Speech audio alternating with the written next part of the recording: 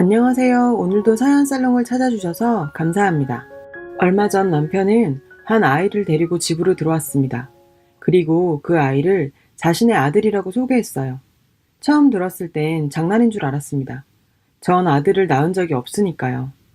잠시 일이 있어 친구 아들을 데리고 온 줄 알았습니다.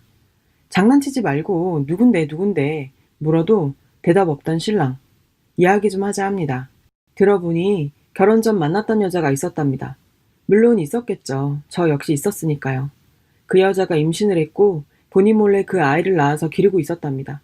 그리고 아이를 더 이상 기를 수 없는 상황이 돼서 신랑에게 연락해서 데려다 줬답니다. 임신한 걸 몰랐다니 말이 돼? 몰래 낳아서 길렀다는 게 말이 돼?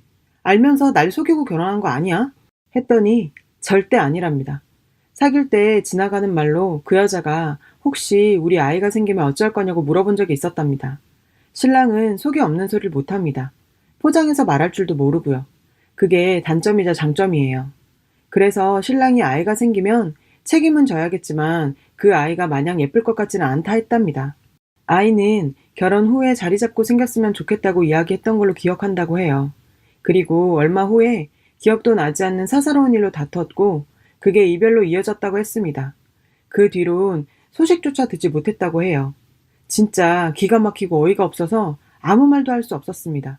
그때 기분을 글로 쓰려니 표현할 방법이 없네요. 그리고 여러 날이 지났습니다. 그 여러 날 동안 글로 다 적지 못할 만큼 많은 일들이 있었어요. 일하는 남편에게 찾아가 억지로 법원까지 끌고 가고 그 앞에서 소리도 지르고 심경변화도 있었지만 하소연 글이 아니기에 다 적진 않겠습니다. 아무리 생각해도 전 키울 자신이 없었어요. 그 아이에게 좋은 엄마는커녕 그냥 엄마가 될 자신이 없었습니다. 그 아이 때문에 나쁘게 변해갈 내 자신을 지켜볼 자신도 없었어요. 남편도 내가 원하지 않는다면 아이를 기관에라도 맡기겠다고 했습니다. 아이가 보육원이나 고아원으로 들어가는 건 싫지만 우리 가정이 깨지는 건 더 싫다고요. 남편과 살다가 바람핀 일이거나 알면서 방관한 것이 아니기에 아이만 없다면 그냥 묻어두고 살 수 있을 것만 같아 난 못 키우겠다 했어요. 참 모진 마음이었죠. 그래도 사람이라 시설에 보내기로 마음먹은 날 그 아이가 불쌍해서 아이에게 맛있는 음식 좀 해주자 싶어 집으로 들어갔습니다. 그동안 친정에서 생활했거든요. 처음으로 자세히 본 얼굴. 신랑과 똑 닮아 있었습니다. 우리 딸도 신랑하고 판박인데 이 집 유전자가 참 강한가 보다 생각이 들더군요. 가만히 내려다보는 저에게 그 아이가 말했습니다. 미안합니다.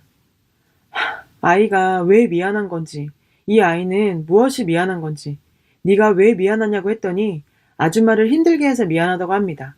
그리고 태어나지 말았어야 했답니다. 이 아이 몇 살이냐고요? 7살입니다. 그리고 고개를 숙이고 우는 아이를 보니 도저히 시설에 보낼 수가 없었어요. 이 아이를 보내면 평생을 죄인으로 살아야 할 것만 같았고요. 내 마음 편하기 위해서라도 보낼 수가 없었습니다. 물론 아이의 한마디에 마음이 바뀐 건 아니었을 겁니다. 결국은 이렇게 되었을 일인데 저 말이 마음을 세게 흔들었을 뿐이었을 거예요. 멍하니 앉아 마음을 추스려도 하루에 12번도 더 바뀌고 다짐했다가도 무너지고 했으니까요. 키우기로 결심하고 그날 저녁 신랑에게 말했습니다. 내가 키울게. 단 조건이 있어. 난 내 것이 아닌 것과 내 사람이 아닌 사람들에게 살갑지 못한 건 잘 알고 있지. 이 아이는 오늘부터 내 아들이어야 해. 그래야 내가 키울 수 있어. 나 역시 내 마음과 많은 싸움을 하겠지만 당신이 도와준다면 그리 오래 걸리지 않을 거야. 그러니까 훈육에 있어서 상관하지 말아줘. 내가 만약 이 아이를 훈육하지 않고 키운다면 그건 이 아이에게 정이 없어서일 거야. 말 그대로 방관하며 키우는 거지. 훈육하며 화도 내며 잔소리를 한다는 건 내 아이이기 때문인 거야. 새엄마라서 그러니 어쩌니 하는 이야기는 하지 말아줘. 당신한테 그런 소리 들으면 한순간에 무너질 것 같아. 라고요. 그리고 같이 지낸 지 일주일째입니다. 우려와는 달리 아이에게 정이 가요. 아직은 내 아이 같지 않지만 심성도 착하고 말도 잘 듣는 편이고요. 어제는 아이 방을 대충 정리해줬어요. 사실 딸아이가 좀 크면 주려고 했던 방이라 벽지를 분홍색으로 발라놨거든요. 벽지 마음에 안 들면 새로 발라준다고 했더니 괜찮다고 하네요. 당장에 이것저것 살 여유는 없어서 침대랑 책상만 놔주고 옷장이랑 책꽂이는 설 지나고 들여놓기로 했습니다. 내 손으로 아이 방을 치워주고 나니 더 큰 책임감 같은 게 생기는 것 같습니다. 딱히 책임감이라 하기도 못하고 뭐라 설명드려야 할지 모르겠네요. 사실 아직은 완전히 자신 있진 않습니다. 내 자식 키우면서도 힘들어 울기도 하는데 나쁜 마음들이 불쑥불쑥 찾아오기도 하겠죠. 하지만 키우던 아이 내다 버릴 정도로 못된 사람은 아니니 최소한 고아원에서 자라는 것보다 나을 거라고는 약속할 수 있겠네요. 생각보다 상처가 많은 아이더라고요. 하루는 보다 보니 아이가 안쓰러워 태어나지 말았어야 한다는 그런 말을 왜 했냐고 물어보니 친모가 술 먹으면 자주 했던 말이라고 하네요. 술만 마시면 너 때문에 내가 이렇게 됐다는 식의 말을 했던 모양입니다. 그래도 자기 엄마라고 평소엔 잘해줬다고 감싸주더라고요. 뭐라고 해야 할지 몰라서 그냥 안아만 줬는데 지금 생각하면 멋진 말을 해줄 걸 그랬어요. 지금은 말들이 떠오르는데 당시엔 아무 생각도 안 나더라고요. 딸과 함께 있으면 저에게 물어보기도 합니다. 딸이랑 놀아도 되냐고요. 오빠가 동생이랑 놀아주는 건 좋은 일이니 앞으로는 그런 건 안 물어봐도 된다고 했어요. 식탁이 2인용이라 좁아서 밥상을 씁니다. 무릎을 꿇고 밥을 먹고 딸아이의 장난감은 만지지도 못하고 등등 어려운 일이 많네요.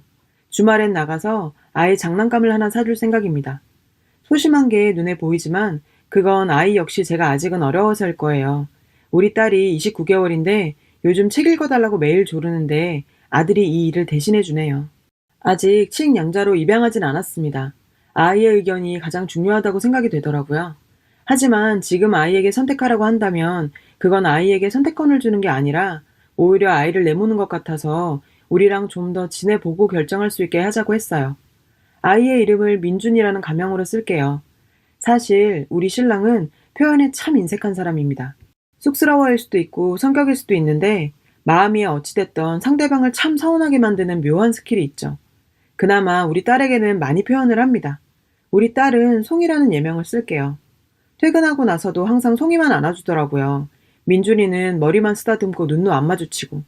왜 그런지는 그 사람 속마음을 모르니 잘 모르겠지만 제 생각엔 아마도 아직 어색하고 낯설고 제 눈치도 보이고 해서 그런 것 같았어요. 그래서 같이 안아주라고 했습니다. 이유야 굳이 설명하지 않아도 알겠죠. 요즘 집안 분위기상 제 말이 곧 법이기 때문에 왜 라는 토 한 번 달지 못한다고 남편이 그러더라고요. 그 뒤로 퇴근하고 두 아이를 안아주면서도 송이는 번쩍 들어 뽀뽀까지 하면서 민준이는 안고 금방 내려놓는 서로에게 적응 기간이 필요한 거겠죠. 그래서 주말에 일부러 목욕탕도 같이 보내고 장난감도 사러 가고 명절에 입을 새 옷도 사고 하면서 지금은 많이 친해졌습니다. 그리고 머릿속이 아직 정리도 채 안 됐는데 명절이 찾아왔어요. 저희 시부모님은 조금 독특하신 분들이십니다. 어머님은 아들 사랑이 너무 지극하시고 아버님은 세상이 당신 위주로 돌아가야 직성이 풀리는 타입이세요. 그러다 보니 며느리인 저희 입장에선 조금 피곤하기도 합니다. 전 결혼하고 아직까지 단 한 번도 명절 당일날 친정에 가본 적이 없어요. 이유는 어머님께서 저녁까지 저를 붙잡아 두시기 때문이죠. 이유도 가지가지입니다. 조금 있으면 고모님들 오시니 보고 가거라. 고모님들 오시고 나면 바로 일어나면 되겠냐. 좀 앉아있다 가거라. 그러다 보면 저녁입니다. 차도 막히는데 저녁에 나서서 언제 갑니까? 그래서 다음날 갔다가 얼굴만 비추고 온 적도 있고 연휴가 짧을 땐 명절에 못 가고 주말에 휙 갔다가 온 적도 있었어요.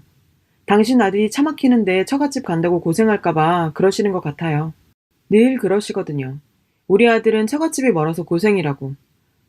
늘 그런 분이신데 더 말 안 할게요. 여튼 이번 명절엔 전날 전화가 오셔서 내일 음식하러 올 필요 없다고 하시네요. 원래는 명절 전날 음식하고 집으로 다시 와요. 시댁과 가깝거든요. 그리고 명절 당일날 아침 일찍 시댁으로 가고요. 근데 이번엔 아이가 둘이면 어디 움직이기도 힘들다고 하시며 내일 음식하러 오지 말고 당일날 오라고 하시더라고요. 결혼하고 처음에 명절에 신났네요. 참 씁쓸하기도 했어요. 진즉에 조금만 더 배려하시지 말이에요. 그래서 명절 당일날 아침에 갔습니다. 차례를 지내는데 어머님이 민준이도 저를 시키고 싶어서 자꾸 제 눈치를 보시더라고요. 절대 제 눈치를 안 보는 분이셨는데 자꾸 저러시니 마음이 좀 그랬어요. 그래서 제가 민준아 너도 차례 지내야지 그랬더니 어머님께서 이때다 싶으셨는지 그래 그래도 우리 집 장손인데 당연하지 하시더라고요. 뭐가 당연한 건지. 아들 손자라 그냥 너무 좋으신 것 같네요. 피는 역시 물보다 진한 것 같습니다.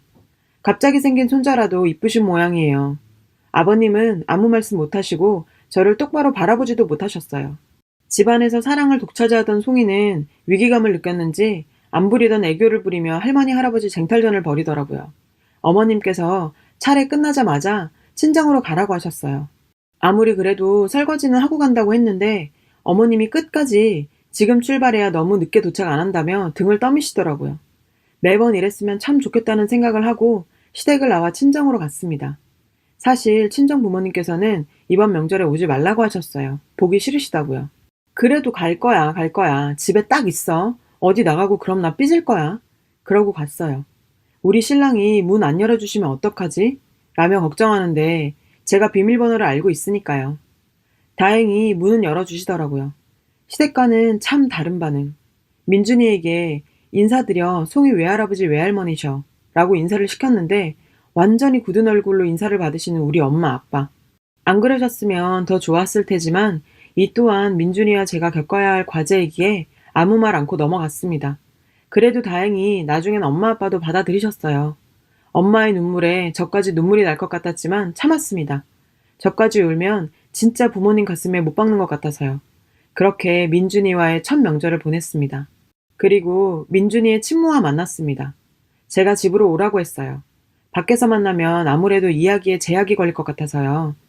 민준이와 여러 가지 상황을 버티며 서로 적응하고 잘 살아가는데 혹여 나중에 이 아이 친모가 찾아온다면 애써서 정주고 키웠는데 말이에요. 그 친모가 찾아와 데리고 가버린다면 그래서 더 늦기 전에 친모를 만나기로 했습니다. 아이들 다 보내놓고 친모와 단둘이 마주 앉은 시간이 참 어색하게 짝이 없었어요. 그 여자분은 제 얼굴을 똑바로 쳐다보지도 못했어요. 왜 저를 못 보시나 했더니 잘 모르겠답니다.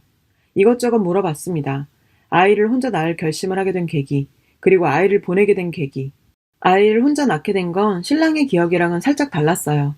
신랑은 사귀면서 아이를 가졌다고 기억했는데 여자분은 헤어지고 나서 아이를 가졌던 걸 알게 됐다고 했습니다.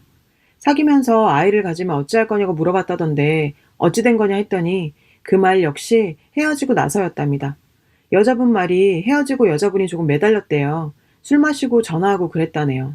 그리고 몸이 이상해 임신 테스트를 하니 양성이 나왔고 말을 하려고 전화를 했는데 차마 못하고 돌려서 물어봤대요. 그랬더니 책임은 지겠지만 행복할 것 같진 않다고 대답했대요. 그러면서 너 혹시 임신했냐고 물어보는데 순간적으로 그런 건 아니라고 대답을 해버렸다네요. 아이로 발목 잡는다는 기분이 싫어 지우려고 했는데 차마 지우지 못하고 돌아서고 하다가 낳게 되었다네요. 그리고 혼자 100일 정도를 키웠는데 너무 힘들었답니다. 그래서 아이와 죽으려고 결심을 했는데 그날따라 아이가 너무 방긋방긋 웃더래요. 그 모습을 보니 죽으려는 마음이 한순간에 무너지고 열심히 살아야겠다는 생각이 들었답니다. 그리고 정말 열심히 살았대요. 칭전도 외면해서 정말 혼자서 죽을 힘으로 키웠대요. 미혼모는 영세민 아파트에 1순위를 신청할 수 있는데 그것도 보증금 500만 원이 필요하답니다. 그 500만 원을 대부업체에 빌리는 바람에 이자로만 한 달에 수십만 원이 나갔고요. 국가에서 지원해주는 돈으로 한 달을 살기엔 어림도 없어 돌도 안 된 아기를 어린이집 중일반에 맡기고 일을 했다네요.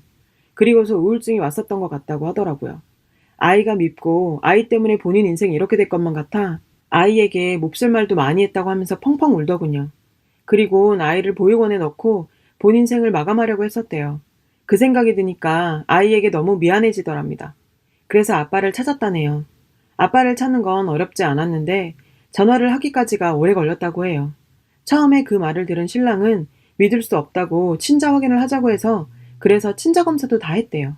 그리고 이렇게 된 거고요. 여자분 말을 다 듣고 나니 왠지 모를 동정심도 생기고 안타깝다고 할까요? 그냥 그랬습니다. 독하고 모질게 이야기할 거라고 다짐했는데 생각했던 말들은 머릿속으로만 맴돌고 입 밖으로 나오질 않더군요. 그리고 제가 그랬습니다. 당신의 선택이 지금 몇 사람을 힘들게 하는지 알고 있어요? 나 역시 당신이 살아온 삶을 다 이해하지 못하는 것처럼 당신 역시 지금 내 심정을 절대 이해할 수 없을 거예요. 민준이 받아들이기 힘들었단 얘기는 길게 안 할게요. 해봐야 당신은 나를 이해할 수 없을 테니까. 앞으로 어떻게 할 건지 얘기해봐요. 아이랑 같이 살 여유가 된다면 아이를 데려갈 거예요? 라고 물었더니 아니랍니다. 욕심인 줄 알지만 아이에게 멀쩡한 가정에서 자라게 해주고 싶었답니다. 그래서 제가 내가 구박할지 어찌 알아요? 날 뭘 믿고 민준이를 맡겨요? 물으니 본인보다 나을 테니 걱정 안 한답니다. 혹시 새 삶을 시작하려는 건지 끝까지 묻고 싶더라고요. 말도 안 되는 소리 하지 말아요.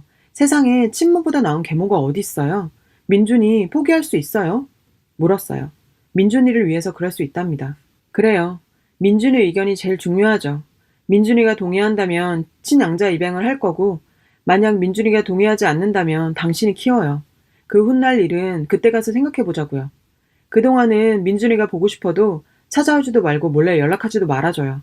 만약 당신이 상식 밖의 행동을 한다면 나 역시 마찬가지일 거예요. 정 아이가 궁금하고 보고 싶다면 나한테 연락해요. 그럼 사진 몇 장쯤은 보내줄 수 있어요. 그렇게 얘기했어요. 수많은 일들을 글로 간추려 적으려니 표현이 안 되는 부분도 있고 전달이 안 되는 것 같네요. 대충 이렇게 되었습니다. 그 여자의 의견은 알았으니 법적인 절차도 차츰 알아보려고 합니다. 그리고 민준이는 처음보다 많이 나아졌어요. 유치원을 알아봤는데 지금은 자리가 없지만 다행히 입학은 할 수 있더라고요. 그래도 입학까지 텀이 좀 있길래 태권도 도장을 보냈어요. 아무래도 자신감이 없고 소극적이라 태권도 도장에 보내면 좀 나아질까 하는 생각에서였습니다. 지금도 다니고 있는데 유치원 보내도 도장은 계속 보내야 할 것 같아요. 딱히 뭔가 달라진 건 없는데 표정이 좀 밝아진 듯해 보이네요. 저번엔 저녁을 하다가 민준아 뭐 먹고 싶어? 계란찜? 계란말이? 계란후라이? 뭐 먹고 싶은 거 있음 말만 해 라고 했는데 대답을 안 하더라고요. 그래서 대답 안 하면 계란찜으로 결정하겠어 라고 했더니 조용하게 계란말이요 하는데 왜 그렇게 웃긴지. 전 이맘때 남자아이들이 뭘 좋아하는지 좋아하는 장난감이 뭔지 잘 몰라서 여기저기 귀 동냥을 하고 다니긴 한데 이것 말곤 특별히 민준이와의 관계에서 노력하는 건 없는 불량 아줌마입니다. 점점 나아지겠죠 뭐. 나도 민준이가 싫지 않으니 민준이도 저를 싫어하진 않겠죠. 서로 싫어하지만 않으면 관계 개선이야 시간에 해결해 줄 테니까요. 나갔다 들어오면 손발 씻는 게 습관이 안 되어 있어서 그걸로 잔소리를 좀 하긴 하는데 그 외에 잔소리 들을 일도 없는 아이네요. 그리고 주변 사람들의 반응을 걱정하더라고요. 애초부터 전 그런 걱정은 별로 안 했어요. 그래봤자 남의 일. 뭐 얼마나 관심 가지고 살겠어요. 남편과도 어차피 이혼 안 할 거 그냥 제 마음 편한 대로 생각하고 사는 게 낫겠죠. 보이는 대로 믿어버리기로 했네요. 굳이 캐고 파헤쳐서 제가 얻는 게 없잖아요. 처음엔 혼란스러웠고 분노했고 지금은 응원도 격려도 다 받고 싶은 마음에 글을 올립니다. 긴 글 읽어주셔서 감사합니다. 여러분, 사연 댓글에 응원과 현명한 조언 부탁드려요. 좋아요와 구독은 저에게 큰 힘이 됩니다. 오늘도 좋은 일 가득하세요.